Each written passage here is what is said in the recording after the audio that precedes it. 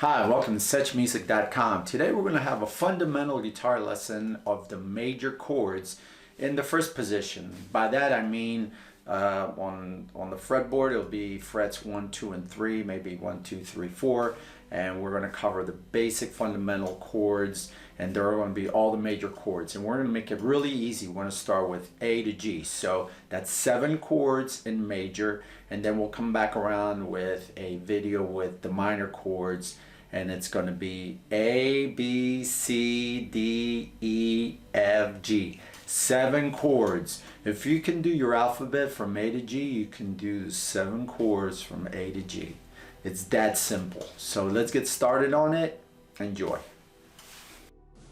Okay, looking at the fretboard, as if you were holding a guitar looking down from the top, the frets are numbered 1 through 4 and so on. Start looking from the top down, from the thickest string down to the thinnest string, and these are all open strings. When you hit them, they are open notes. The topmost string will be your E string or your 6th.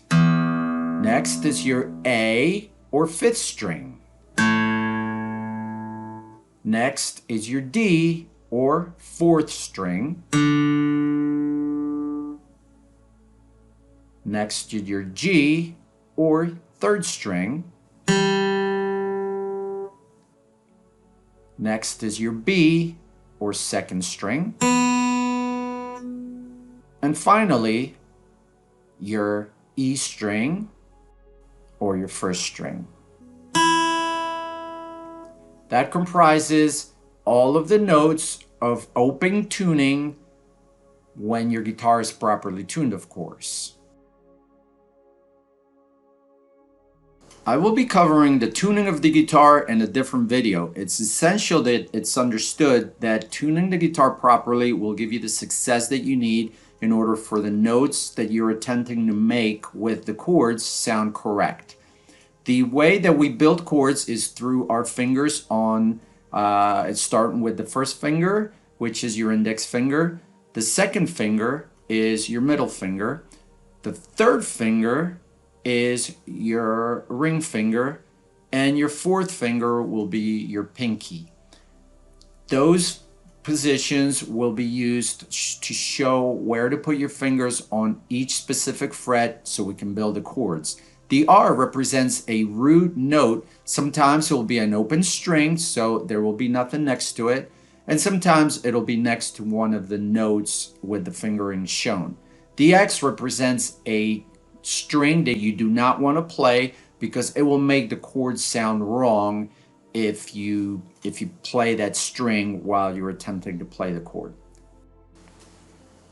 All right, looking at the fretboard, we are going to start with the A major chord. All of the notes are played on the 2nd fret as shown.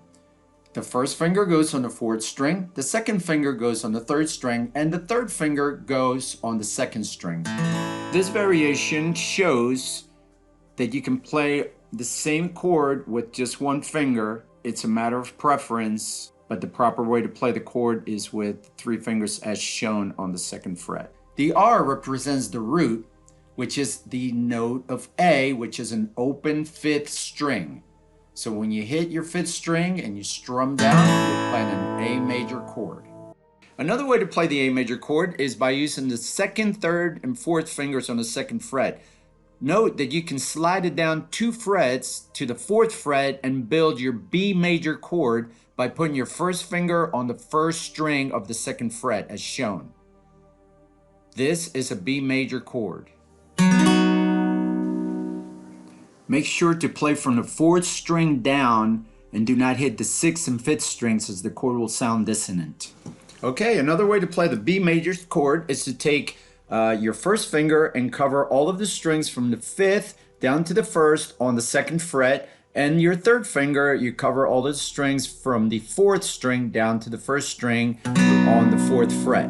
This is a bar style chord, and this is another B major.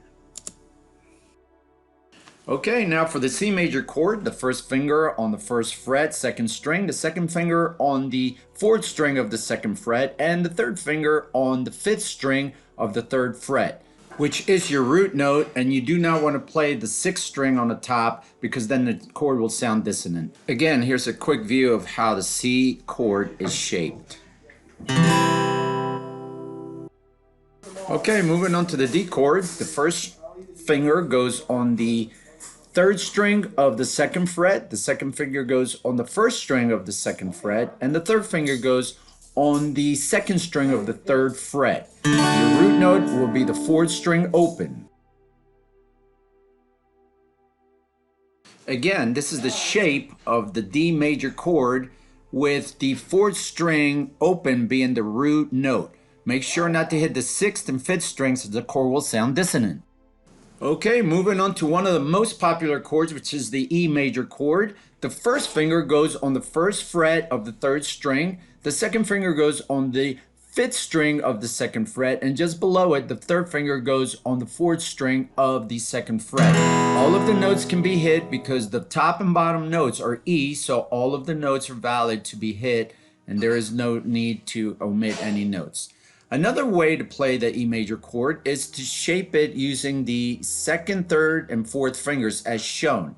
This will allow you to use your first finger as a bar, kind of like the nut is on the top of the guitar. Your first finger will be used to bar the chord. Now we have an F major shape, which is basically the E major shape using the latter three fingers, with the first finger being your nut, representing the top of the guitar. This is a useful understanding because that way you can build many chords using that same shape as you go down the fretboard to different positions. In another video, I will cover what all of the notes represent on the sixth string, so you understand what all of those chords are by basically using one shape. Okay, another way to play an F major chord is to take your first finger and cover the first and second strings of the first fret, the third string of the second fret, and the fourth string of the third fret as shown.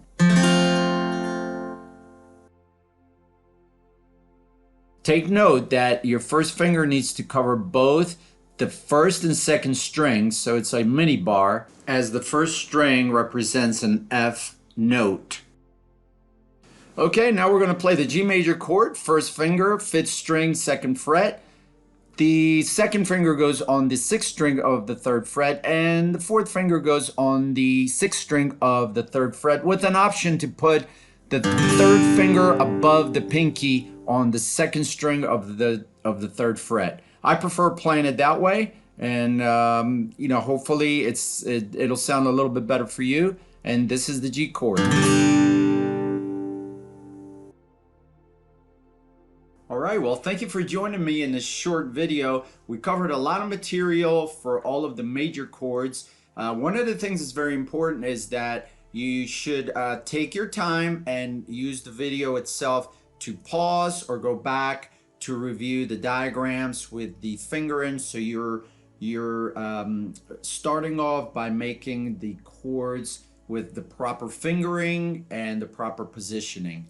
I encourage you to practice at a minimum about 15 minutes a day, and by doing that you will be able to, in a short period of time, be able to have all of the major chords. Soon to follow will be a video with all of the minor chords, and by the time we're done with this initial chord structure videos, you will be you'll have enough chords to play a whole bunch of songs and enjoy the guitar to its fullest. So it's very important that you practice, and that you practice consciously changing the chords. It's going to be slow in the beginning, but once your brain and your hands get coordinated, you will find that you will be able to move through the chord changes a lot easier. But it's very important that you practice that consistently. So we'll catch you at the next video, and enjoy your time with your guitar. And thank you for visiting SechMusic.com.